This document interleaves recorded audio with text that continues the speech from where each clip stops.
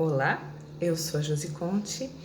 Hoje sentei aqui com vocês porque eu quero falar um pouquinho sobre aquelas agressões que nós recebemos, principalmente na internet, e que são absolutamente desproporcionais ao que originou essa agressão, né? Então, o que acontece que faz com que algumas pessoas reajam violentamente a qualquer assunto que seja abordado? O que esse assunto causa nessas pessoas, né?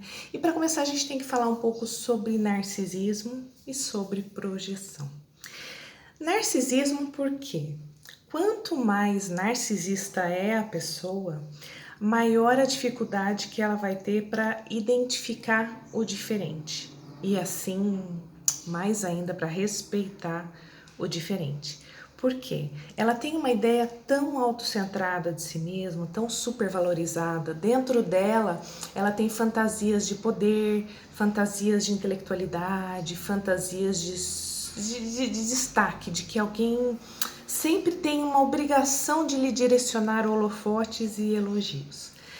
E aí o que acontece? Ela acaba achando que a opinião dela é o valor máximo naquele ambiente. E isso a torna pouco humana, né? Quanto maior o narcisismo, menor vai ser a capacidade empática da pessoa, né? Uma pessoa narcisista, ela pode estar em contato com um pedido de socorro, um pedido de ajuda, um desabafo de alguém, que ela vai ver só coisas de si mesma, muitas vezes até maldade, né? Uma pessoa está se apresentando com um desabafo, a pessoa narcisista já vai falar, vê uma maldade nela. E a gente vê muito isso, né? A pessoa usa muito aquele mecanismo que a gente chama de projeção. Então ela pega características de si e atribui ao outro, principalmente coisas que ela não gosta.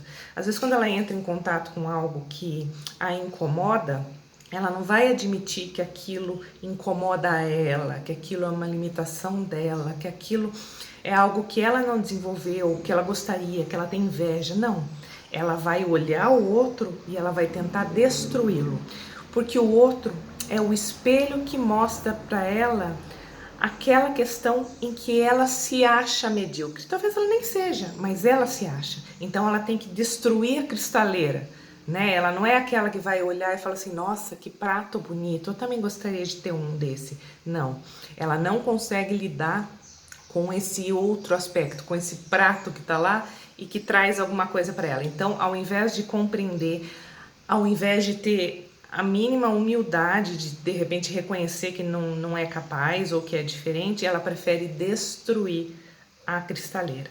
Então a gente vê assim essas reações desproporcionais. Normalmente, quanto mais desproporcional é a reação da pessoa, maior é a fragilidade dela com relação àquela questão. Ela se sente destruída pela mera menção daquilo que faz com que ela queira atacar. Seja porque abala a vaidade, seja porque abala uma verdade que ela acredita ser a verdade única no universo. E aí ela faz isso. Aí tem um problema. Quando a pessoa taca isso que é dela na gente, a gente tem que tomar cuidado para não entrar em outra questão que a gente pode chamar de identificação projetiva, que é a gente entrar na mesma sintonia naquele ser que está tentando nos destruir. E aí que tem aquela questão, vocês já ouviram alguém falar que tem gente que é capaz de despertar o nosso melhor e tem gente que é capaz de despertar o nosso pior? Pois é, as pessoas elas jogam na gente aquele conteúdo delas, né? Que é isso que a gente tá falando. Se a gente entrar na mesma vibração dessa pessoa e reagir imediatamente na mesma força, no mesmo impacto, a gente tá dando voz àquela agressão, a gente tá entrando naquela loucura, a gente tá entrando naquele descompasso da outra pessoa. E não vale a pena. Tem uma expressão que eu acho engraçada, não entendo como pejorativa, por favor, entendo no sentido da expressão, que é a gente não deve tocar bumbo para louco dançar, né? Então o que acontece? Se você vê uma pessoa desequilibrada e você entrar na mesma sintonia dela, ela te agride, você agride na mesma proporção, você está dando poder para ela, você está quase que legitimando a fala dela, porque você também tem uma necessidade de se defender. Talvez você nem precise se defender naquele contexto, porque o próprio desequilíbrio da pessoa registrado lá na postagem já fala por si só. As pessoas que se identificarem com ele normalmente estão na mesma compreensão do mundo. Só que se a nossa verdade está acima daquilo, a gente entende que aquilo que a gente fez está correto, que não houve maldade, que não há por que você receber aquela agressão, também você não precisa reagir muitas vezes, a não ser que isso entre numa esfera legal e exija uma defesa de uma maneira jurídica, por exemplo, ou que seja um desrespeito extremo que você precise ou se sinta na necessidade de responder. Mas não vá além de uma resposta. Deixa a pessoa sozinha, porque a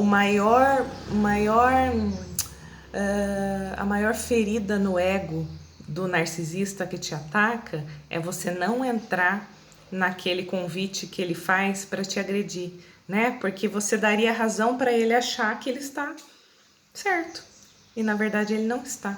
Então, quando vocês virem pessoas, sejam elas conhecidas ou não, sejam elas pessoas que você respeita ou não, e você vê que a coisa está desequilibrada, cuidado para não entrar nessa de identificação projetiva e entrar na mesma vibração e ir lá querer dançar, né, tocar bumbo para a pessoa. Não faça isso, não faça isso.